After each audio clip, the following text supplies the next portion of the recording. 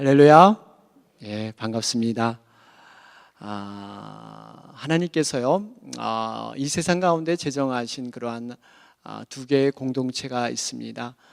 그 두 개는 하나는 가정이란 공동체고요, 또 하나는 교회라는 공동체입니다. 이 두 가지 공동체에 있어서 공통점이 있습니다. 그 공통점이 뭐냐면 약속을 바탕으로 해서 약속의 기인에서 세워진 공동체다. 바로 이것이 공통점으로 볼 수가 있습니다. 먼저 여러분 가정을 살펴보게 되면요, 우리가 서로 사랑하는 남녀가 만나서 순결한 결혼 약속을 통해서 이루어진 것이 여러분 가정입니다. 그 약속을 통해서 서로에 대한 구속과 신뢰를 통해서 가정생활을 이루는 것이 여러분 가정이다, 이렇게 표현할 수가 있습니다. 반면에 교회는 여러분 어떻습니까? 교회는 먼저 제자들에게 하나님의 약속하심이 있었어요. 너희들이 예루살렘을 떠나지 말라, 그러면 너희들에게 성령이 임할 것이다 하는 그 약속대로 제자들이 마가의 다락방에서 열심으로 기도할 때 성령님이 임하셨습니다. 그래서 그 성령님의 임하심을 통해서 교회가 세워진 것, 바로 이것이 하나님의 약속을 통해서 이루어진 교회입니다. 교회가 세워진 이후에도 하나님은 또 약속을 주셨어요. 내가 친히 교회의 머리가 되겠다, 교회를 운행하는 그러한 주관자가 되겠다 하는 그런 약속을 우리에게 허락해 주셨습니다. 몸된 교회를 친히 지금도 그 약속대로 하나님이 주관하시고 계시다 하는 것을 우리는 알 수가 있습니다. 그렇기 때문에 이 가정과 교회는요, 약속의 기인에서 약속을 붙잡고 살아가는 공동체다, 이렇게 우리가 정의해 볼 수가 있습니다. 여러분, 이 약속하면 우리가 떠오르는 것이 우리의 신앙의 여정, 신앙의 과정. 여러분, 신앙의 과정을 한마디로 여러분 정의해 보라 그런다면요, 어떻게 보면 약속을 붙들고 사는 삶이다, 이렇게 우리가 정의해 볼 수가 있습니다. 여러분, 믿음의 조상은 우리가 떠오르면 아브라함을 떠올릴 수가 있죠. 아브라함에게 본토 친척 아비집을 떠나 내가 내게 지시할 땅으로 가라. 그럴 때 아브라함의 고백이 무엇이었습니까? 갈 바를 알지 못하고 나아갔다, 이렇게 기록되어 있어요. 여러분, 이 갈 바를 알지 못하고 나갈 수 있는 그 힘, 그 원동력은요, 바로 약속을 붙들었다는 거예요. 그러니까 믿음에 있어서 약속은 그만큼 중요한 위치에 있다 하는 것을 우리는 알 수가 있습니다. 그런데요, 우리가 이게 살다 보면요, 이 약속을 붙들고 사는 그러한 믿음의 과정인데, 때로는 우리에게 이 약속이 참 현실에서 당장 이루어지지 않기 때문에 때로는 답답해하는 경우가 있습니다. 약속은 보이지 않기 때문에 때로는 어려워 보일 때도 있어요. 그런데요, 우리가 한번 되돌아봐야 합니다. 우리가 믿는 그 약속이 무엇이냐 하는 그 정의를 우리는 반드시 되짚어 봐야 돼요. 여러분, 어떻게 생각하세요? 우리가 믿는 그 약속은 세상 약속과 분명히 틀린 약속이에요. 왜 그렇습니까? 그 약속의 주체가 하나님께 있기 때문입니다. 하나님이 어떤 분이세요? 하나님은 신실하시고 정말 변함없으신, 능력 있으신 하나님이세요. 그 하나님이 이 약속을 주관하시고 운영하고 계시다는 사실입니다. 뿐만 아니라 그 하나님께서 우리 믿음 없는 우리들에게 이미 성경 말씀을 통해서 내가 약속한 모든 것들이 이 성경을 통해서 이루어지지 않았느냐 하는 그 약속의 증명함을 성경에 다 기록해 놓으셨어요. 그렇기 때문에 우리가 이 성경을 볼 때마다 하나님의 약속이 이루어진 것을 우리는 이 성경을 통해서 확인해 볼 수가 있습니다. 그 약속을 우리는 신뢰할 수가 있어요. 여러분, 그것이 믿음이지 않겠어요? 그런데요, 우리가 이 약속을 붙들 때 한 가지 중요한 것이 있습니다. 우리가 약속을 떠올릴 때 한 가지 놓지 말아야 될 것이 관계입니다. 관계. 그래서 하나님께서는 우리에게 복을 얘기하실 때 항상 관계의 복을 얘기하세요. 너희들이 소유하고 무엇을 성공해서 이루어서 너희들이 복을 받는 게 아니라 나와의 관계, 아버지와 자녀의 관계, 이 관계가 바로 되면 그 관계를 통해서 축복의 통로가 흐르는 줄 여러분 믿으시기 바랍니다. 그 관계를 하나님은 항상 중요시 여기세요. 그렇기 때문에 우리가 약속을 붙들려면요, 하나님과의 관계를 바르게 해야 돼요. 우리가 약속을 붙든다 그러면서 하나님과의 관계가 바르지 못하면 그 약속을 하나님께서는 효력을 발생할 수 없는 그러한 막힌 그러한 길이 됩니다. 그렇기 때문에 우리가 늘 생각해야 될 게 하나님과의 관계가 어떤가를 우리가 스스로 점검해 봐야 됩니다. 우리 인간들의 그 약속에서도 여러분 마찬가지죠. 그 약속이 신비성이 있느냐 없느냐 하는 것은 그 사람의 관계가 신뢰가 되느냐 안 되느냐, 누구의 말이냐에 따라서 그 약속의 비중이 달라진다 하는 것을 우리는 경험하게 됩니다. 그렇기 때문에 이 관계는요, 참 하나님은 중요하게 다루시는 부분이셨어요. 그걸 우리가 어떻게 알 수가 있습니까? 하나님께서 이 관계의 중요성을 친히 보여주시고 친히 그 본을 나타내셨잖아요. 그게 삼위일체의 관계입니다. 성부, 성자, 성령, 이 세 분이 정확하게 자신들의 사역을 하면서 함께 합력하면서 선을 이루어내는 동일한 그러한 사역을 하시는 것, 바로 이것이 하나님의 기가 막힌 그러한 관계를 나타내고 있다는 사실이에요. 여러분, 3이라는 숫자는요, 우리 인간들의 생각에 볼 때 결코 이것은 함께 할 수 없는 참 부담스러운 숫자가 3입니다. 여러분, 그렇지 않습니까? 이렇게 3명에서 2명이 친해지고 1명이 소외될 수 있고, 또 이렇게 가면 한쪽이 치우쳐질 수 있고, 참 3이라는 숫자는 이렇게 관계 협력에서 이룰 수 없는 숫자예요.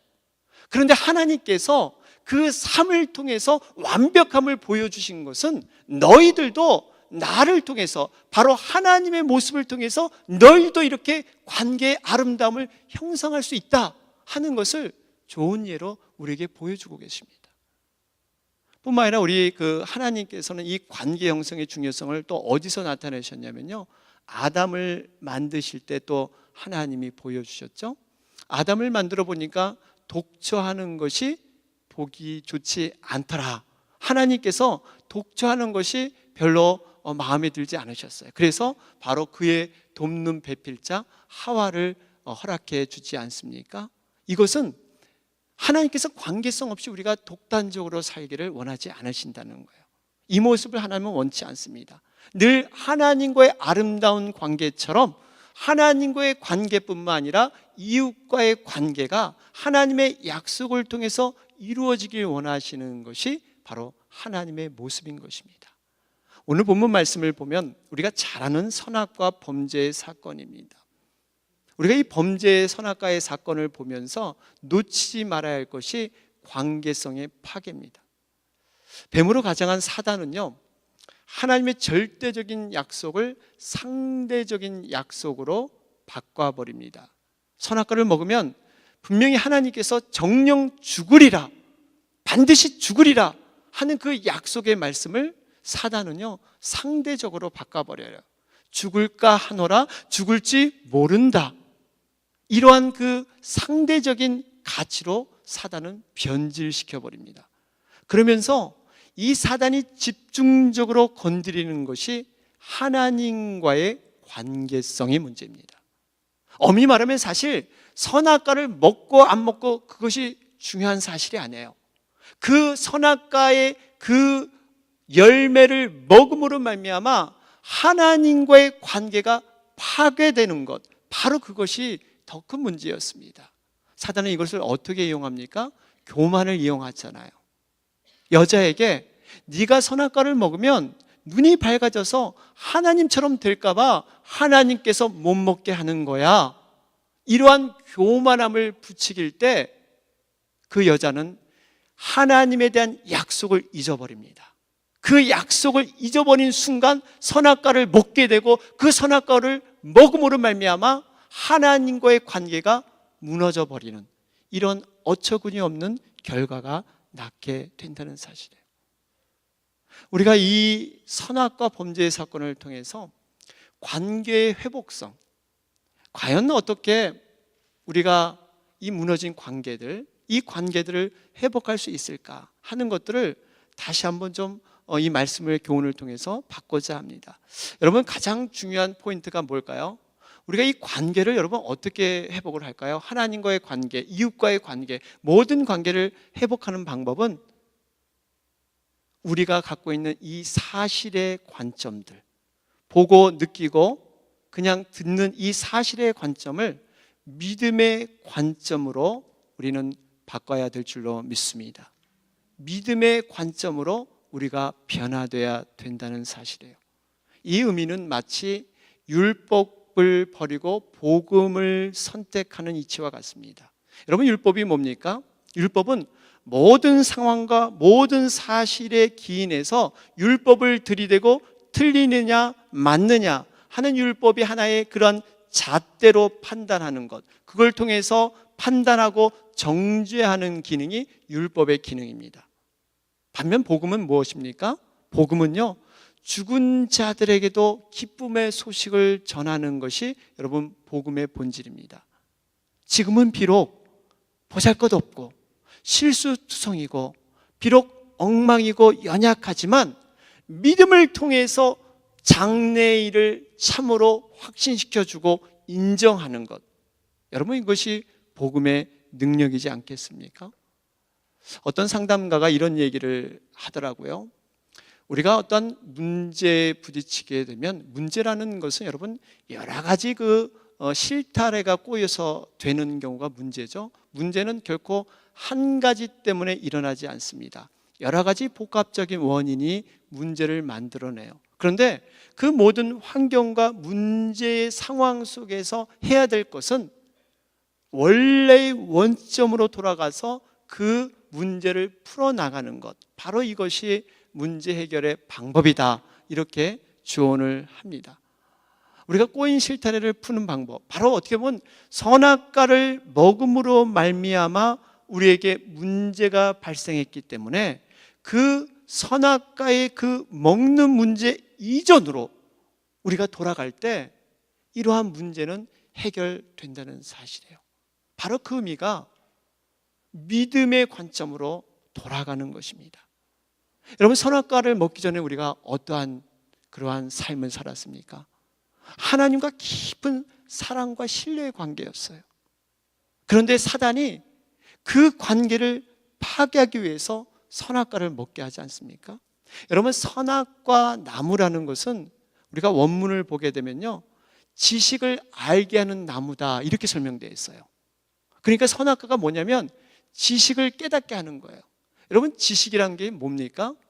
어떠한 사실들이 쌓여서 그것이 정보가 되지 않습니까? 그 정보를 하나의 그러한 체계적인 그러한 순서를 갖추게 되면 여러분 지식이라는 거 되죠. 그러니까 사실들을 모아서 지식이 되는 거예요. 그러니까 선악과를 먹기 전에는 이 아담과 하와가 서로 믿음의 관계에서 아름답게 함께 생활을 했는데, 선악과를 먹은 후에부터 이 사실들이 보이기 시작한 거예요. 이건 어떻고 저건 어떻고 하는 그 사실들, 그 사실들 때문에 관계가 파괴되고 있다는 사실입니다. 여러분, 그 예를 우리들이 아마 결혼하신 분은 다 아마 경험해 보셨을 거예요. 저도 경험해 봤는데요.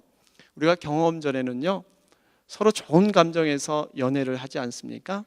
상대방에 대한 기대와 믿음의 눈을 다 가지고 있습니다.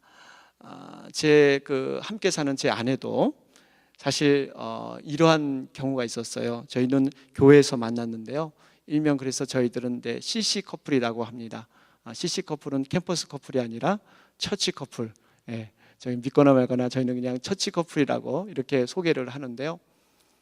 제가 이렇게 교제할 때 보면 제가 그때는 청년부 전도사였습니다. 저희 안사람은 우리 청년부 평신도 청년부 자매였고요.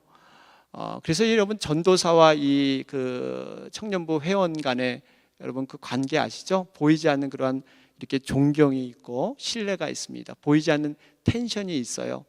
그래서 사실 호칭을 부를 때도 무슨 전도사님, 무슨 자매님, 뭐 이렇게 호칭을 여러분 부르지 않습니까? 이러한 관계에서 서로 이렇게 믿음의 기대가 있었고요. 서로 이해하는 그러한 포기의 기준이 깊었습니다. 그런데요, 막상 결혼을 하니까요,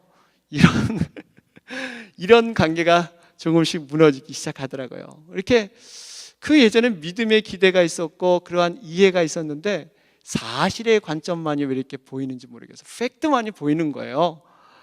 그동안 보지 못했던, 왜 연애할 때는 그게 안 보일까요? 그 보지 못했던 것이 결혼할 때는 왜 이렇게 잘 보이는지, 왜 이거는 이렇게 해야 되나, 좀 이렇게 하면 좋을 텐데 왜 이런 방법을 해야 되나, 이런 그 자신의 기준과 생각이 많이 들어가더라고요.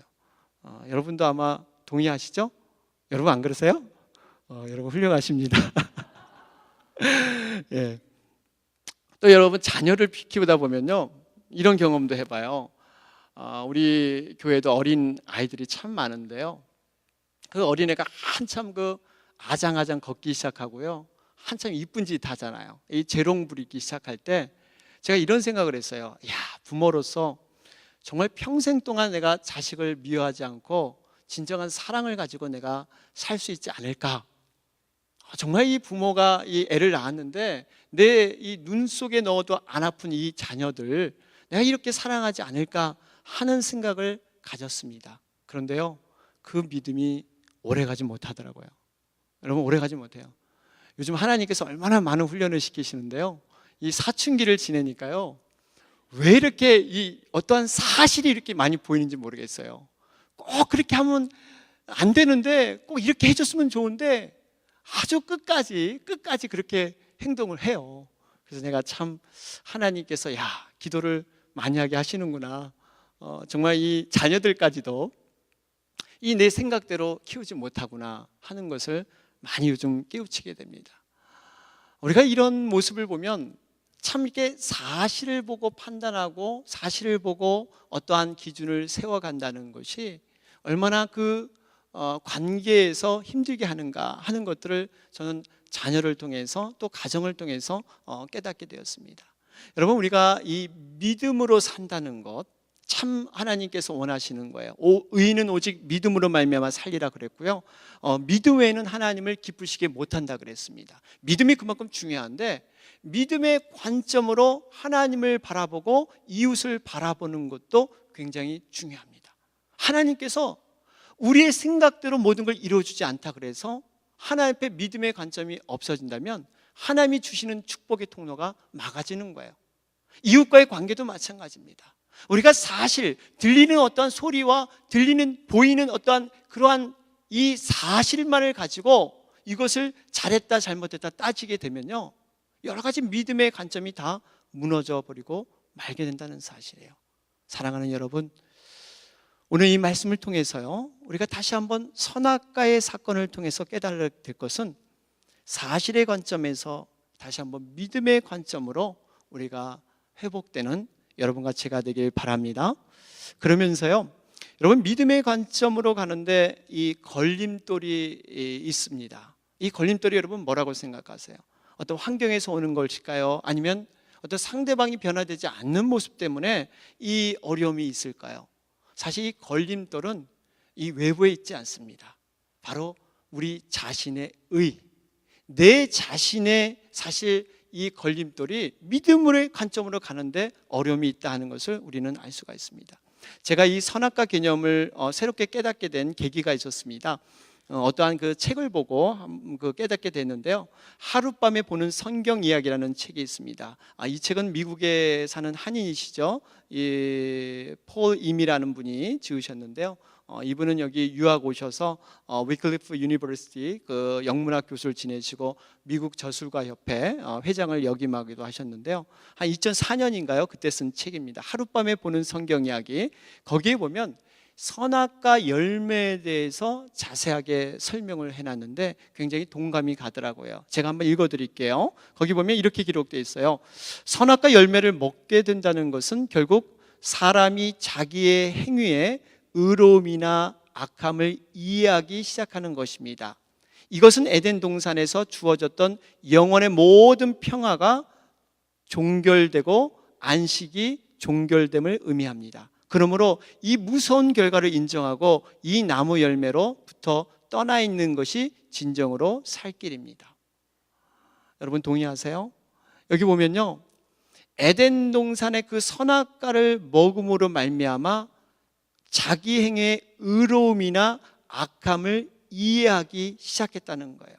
그 전에는 참으로 순수하고 어린애 같은 심령으로 서로에게 아름다운 모습만 보였는데 선악과를 먹음으로 말미암아 자기 행위에 의로움이 생기기 시작해요. 자기의 악함을 보기 시작합니다.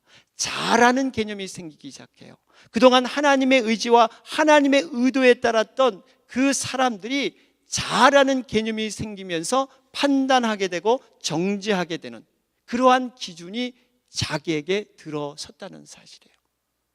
이걸 보면 자기의 의로움을 가지고 내가 이렇게 의로워진 것처럼 상대방의 의로움을 판단하고 정죄하게 된 것이 바로 선악과를 먹은 후에, 자기의 의가 무엇인지 알게 된 후에 바로 이러한 범죄함이 더욱더 커졌다는 사실이에요. 창세기 15장을 보면요, 아브라함이 하나님 앞에서 참 나에게 증거를 보여달라 하는 그런 장면이 나옵니다. 거기서 하나님께서는요, 그러면 너가 짐승들을 가져다가 너가 그것을 반으로 쪼개서 제사를 드려라. 그랬더니 아브라함이 짐승들과 비둘기를 가져오게 됩니다. 그런데 이 아브라함이 좀 신기한 행동을 해요. 짐승들은 전부 쪼개지만 비둘기는 쪼개지 않습니다. 그런 다음에 쪼갠 짐승 사이로 불이 오고 가게 됩니다. 그런데 쪼개지지 않은 비둘기는 불이 오고 갈 수가 없어요. 그리고 나서 비로소 하나님께서 전혀 다른 상황의 얘기를 하세요. 이 쪼개지지 않는 비둘기를 보고서 하나님이 얘기하시는데 그 얘기는 뭐냐면 너희가 400년 동안 애굽의 종살이를 할 것이다 하는 그 얘기를 거기서 하나님이 꺼내십니다. 여러분, 여기서 이 짐승이 뭡니까? 이 짐승은요, 우리가 가지고 있는 죄성을 말합니다. 그러니까 우리 죄성이 쪼개지면 그 사이로 불이 임재해요. 하나님이 임재하시고 성령의 역사가, 우리가 회개할 때 놀라운 성령의 임재 역사가 일어나게 됩니다. 그런데 비둘기는 쪼개지지 않았어요. 여러분, 왜 아브라함이 비둘기를 못 쪼갰을까요?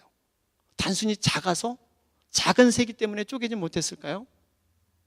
비둘기는 무엇보다도 자신이 순결하다고 생각을 했습니다. 스스로 의롭다고 생각을 했어요. 나는 착하다는 생각, 나는 순결하다는 생각. 어떻게 보면 그 사실조차도 하나님 앞에서는 쪼개져야 될 그러한 우리의 죄성이라는 거예요. 결국 이러한 자신의 의 때문에, 여러분, 이스라엘 백성들이 왜 400년 동안 이 애굽의 종살이를 거쳐야 했을까요? 그들은 마음껏 하나님 앞에 많은 제물로 제사드렸던 사람입니다. 나름대로 하나님 앞에 열심히 쫓았던 사람들이에요. 그런데 왜 그들이 400년의 애굽의 종살이를 했어야 했을까요? 바로 비둘기 같이 자기들의 의를 내세우고 하나님의 의를 덧입지 아니하고 하나님의 의를 붙잡는 것 대신 자기들의 의로 살려고 했던 그 순결하다는 자신의 착함 때문에 결국 하나님은 종살이를 통해서 그들을 깨우칠 수밖에 없었다 하는 것을 우리는 알 수가 있습니다. 여러분, 우리의 죄성 가운데요, 가장 심각하고 무서운 죄성이 뭔지 아세요?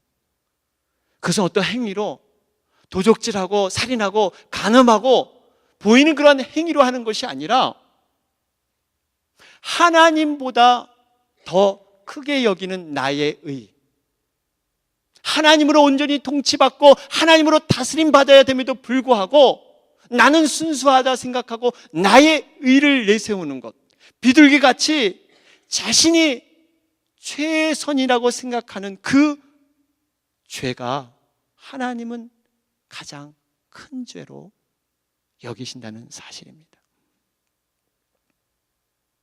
이러한 나의 의들, 이것을요, 우리의 신앙의 과정에서요, 떨쳐버려야 됩니다. 우리가 예배하는 가운데, 하나님의 말씀을 듣는 가운데, 정말 성령의 임재를 깨닫는 가운데 내가 아직 쪼개지지 못하는 그러한 의가 있다면, 그 의가 있다면 우리는 쪼개야 될 줄로 믿습니다. 이러한 믿음의 과정들을 하나님께서는요, 이스라엘 백성들을 통해서 우리에게 보여주셨습니다.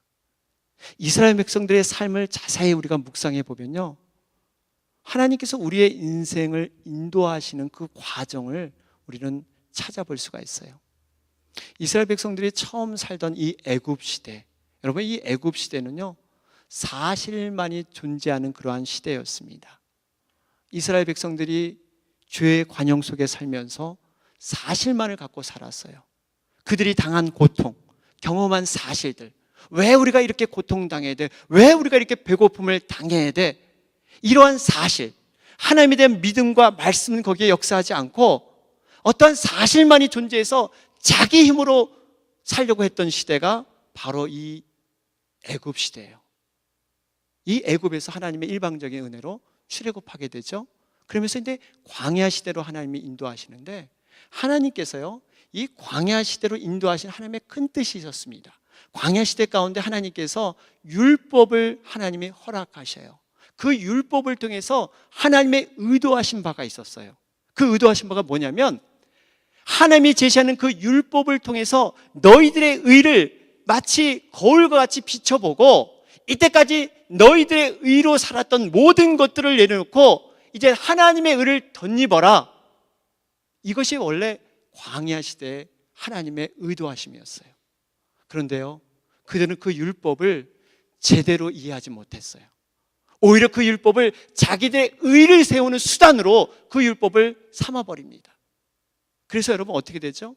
믿음으로 정탐한 두 사람만이 가나안 땅에 들어가게 돼요. 그들은 아직까지 율법으로 살고자 했기 때문에 진정한 가나안 땅은 복음으로 들어가고 믿음으로 들어가는 곳인데, 그들은 다 도중에 하차될 수밖에 없는 그러한 모습으로 전락해 버리고 말입니다. 우리가 이 광야 시대를 통해서 깨닫는 것은요, 하나님께서 율법을 주신 것, 우리에게는 말씀입니다. 말씀의 훈련을 통해서 깨닫고자 하는 것은 내 의를 자꾸 내려놓는 거예요. 하나님의 의를 붙들게 하는 것이 하나님의 훈련 방법이세요. 그래서 하나님은 말씀하시죠. 너희가 무엇을 먹을까? 무엇을 마실까? 무엇을 입을까? 모든 눈에 보이는 사실들이에요. 그 사실을 나에게 간구하지 말라는 거예요. 그 사실을 간구하는 것이 아니라 하나님 나라와 하나님의 의를 구하라. 그리하면 이 모든 것을 너희에게 더하시리라. 그러니까 사실을 간구하는 것이 아니라 하나님의 의와 하나님의 나라를 구하는 자에게는 그 모든 것도 함께 더해 주신다. 이게 하나님의 의를 붙드는 방법을 말씀을 통해서 우리에게 계속 주고 계시는 거예요. 여러분, 이 말씀을 우리가 붙드는 자에게는 나타나는 놀라운 능력이 있습니다. 이 율법이 멀어지고요, 이 복음의 능력이 우리의 삶을 지배하기 시작해요. 그리고 신기하게 하나님의 말씀이 나의 말씀으로 풀어지면서 레마의 말씀으로, 살아있는 능력의 말씀으로 우리의 심령 가운데 다가오는 거예요. 이것이 바로 하나님의 믿음으로 가는 사람들의 삶입니다. 그러면서 우리가 한 가지 더 생각해 볼 것이 있습니다. 하나님께서 이스라엘 백성들을 40년간 광야에서 고생시키셨습니다. 어떻게 보면 훈련시키셨어요. 그런데 왜 그것도 모자라서 가나안 땅에 들어갔는데 아직까지 힘센 가나안 거민을 왜 그곳에 남겨두셨을까? 그리고 들어간 이스라엘 백성들에게 그것을 정복하라, 이렇게 하나님은 말씀해 주셔요. 우리 같으면 이제 그만큼 훈련시키셨으면 좀 가나안 땅을 깨끗이 정리해 주셔서 좀 편안하게 살게 하시지, 왜 그것까지 정복하라는 그 숙제를 남겨놓으셨을까? 여러분, 왜 하나님은 이렇게 하셨을까요? 이유는 두 가지입니다. 그 하나는 하나님께서 하나님의 백성에게 진정한 안식이 무엇이라는 것을 하나님은 알려주고 싶었습니다. 진정한 안식을 누리게 하고 싶었던 것이 하나님의 의도하심이었어요. 여러분, 진정한 안식은요, 편안한 가운데 올 수 없습니다. 수고와 고생의 끝을 맛봐야만 진정한 안식이 와요. 여러분, 우리가 일해봐서 알지 않습니까? 정말 열심히 일했을 때 그 일한 다음에 쉬는 것이 진정한 쉼이고 정말 두 다리 쫙 펴고 이렇게 쉴 수 있지, 그냥 편안히 노는데 여러분 쉰다? 이것은 별로 쉬는 것 같지 않아요. 그러니까 열심 갖고 최선을 가지고 다함을 통해서 하나님은 그 안식이 뭐라는 것을 제대로 알려주고 싶으셨어요. 또 하나의 이유는요, 이 정복하는 이 의미, 이 정복의 과정을 통해서 광야 시대에 실패했던 그것이 뭐죠? 자신의 의를 내려놓고 하나님의 의를 덧입는 것, 하나님의 의만을 붙잡는 것, 바로 그 훈련을 계속 이어서 하시기를 원하셨던 거예요. 그러니까 가나안 땅에 들어가서도 너희들이 긴장을 풀지 말고 너희들의 의로서는 안 되니까 나의 의를 붙들어라. 그리고 이 문제들, 이 어려움들을 단순히 피하고 해결하는 것으로 멈추지 말고 정복하라. 그것을 너희들이 밟아라. 그러면 그 정복을 통해서 완전한 평안과 완전한 안식을 너희들은 경험하게 될 것이다. 그것이 내가 너에게 주고 싶은 바로 축복의 땅의 결과이다. 이것을 하나님 우리에게 주고 싶었던 거예요. 여러분, 우리가 하나님의 의를 덧입어야 돼요. 여러분, 우리가 하나님의 의를 덧입어야 될 줄로 믿습니다. 이 하나님의 의는요, 사람이 자기가 입거나 다른 사람이 입혀주는 의와는 분명히 차별이 있어요. 자신이 입고 다른 사람이 입혀주는 인간의 의는요, 언젠가는 벗겨질 수밖에 없어요. 언젠가는 풀어질 수밖에 없습니다. 그 좋은 예가 요셉이잖아요. 요셉을 보면 야곱이 정말 사랑했던 자식이었어요. 그래서 아끼던 채석옷을 입혀요. 그 채석을 입히니까 그 형들이 시기하고 질투하니까 그 채석옷을 벗겨버려요. 그리고 어떻게 됩니까? 애굽 땅에 노예로 팔려버려요. 거기서 열심히 일했습니다. 그랬더니 보디발이 인정을 받아서 가정 총무의 옷을 입혀주게 됩니다. 근데 그 가정 총무의 옷을 누가 벗깁니까? 보디발의 아내가 유혹하면서 그 옷을 벗겨버립니다. 이 천신만고 끝에 나중에 어떻게 되죠? 결국 이 왕에게 인정을 받아서 그 국무총리가 되는 이러한 놀라운 일이 일어나게 돼요. 그런데 여러분, 왕이 그 옷을 입혔지만 사실 왕이 입힌 게 아니에요. 그것은 하나님의 배후에 그런 역사함이 있고 하나님이 사실 그 요셉의 옷을 입혔다는 사실이에요. 여러분, 이걸 보면 우리가 깨닫는 것이 인간의 의의 옷은 잠시 잠깐이고 잠시 그것이 어떤 영광이 될 줄 모르지만 반드시 그것은 언젠가는 벗겨지게 돼 있다는 사실이에요. 하나님이 입히신 의의 옷, 바로 그 옷은 누구도 건드리지 못하고 누구도 벗길 수 없는 그 의의 옷이 바로 하나님의 의의 옷임을 여러분 믿으시기 바랍니다. 우리가 하나님의 의의 옷을 입어야 돼요. 그 하나님의 의의 옷이 뭐겠어요? 우리는 아벨을 죽인 그 가인을 통해서 하나님의 의를 또 한 가지 깨달을 수가 있습니다. 하나님은 그 긍휼과 참으로 용서의 의를 가인에게 허락하셨어요. 여러분, 가인 아시잖아요. 아벨을 죽인 후에 그 자기가 죽인 살인으로 말미암아 두려움과 죽음의 공포가 있었습니다. 하나님께서 이마에 표를 주셨어요. 그러면서 네가 어디를 가든지 이 표를 보여주면 너는 죽임을 당하지 않을 것이다. 하나님께서 약속해 주셨습니다. 너를 죽인 자는, 너를 건드리는 자는 7배나 더한 벌을 내가 내리리라. 여러분, 이 표가 어떤 표입니까? 바로 이 표는요, 용서의 표예요. 하나님께서 용서하셨다 그러면 그 누구도 그 용서함을 건드릴 수 없다는 사실이에요. 어딜 가든지 네가 살 수 있는 것은 하나님에서 용서의 표를 허락했기 때문에 그 용서가 하나님의 의가 돼서 너를 지켜주고 너를 보호할 것이다. 만약 그것을 방해하는 자는 7배나 되는 그러한 벌을 내릴 것이라는 것은 하나님께서 가만두지 않겠다는 얘기예요.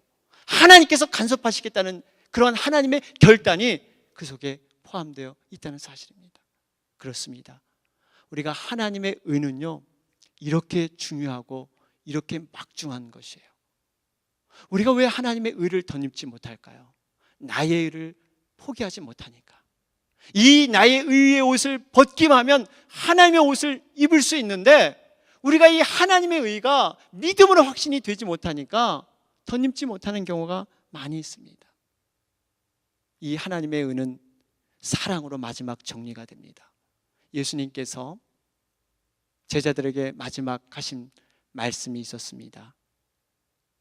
십자가에 달리기 전날 너희는 서로 사랑하라. 너희는 서로 사랑하라. 이 말씀을 던져주셨어요. 여러분, 이 말씀은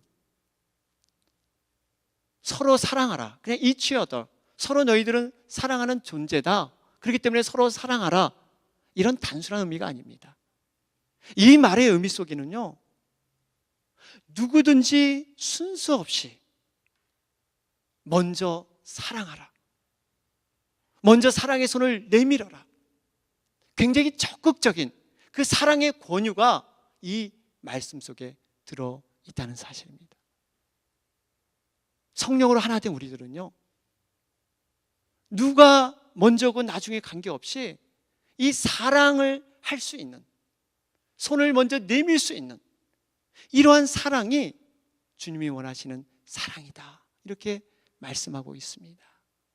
사랑하는 여러분, 우리가 하나님의 약속의 관계 회복하려면요, 이웃과의 사랑의 관계를 회복하려면요, 먼저 우리가 모든 사실의 그러한 관점들, 그걸 내려놓고 믿음의 관점으로 우리가 다시 한번 바라봐야 될 줄로 믿습니다.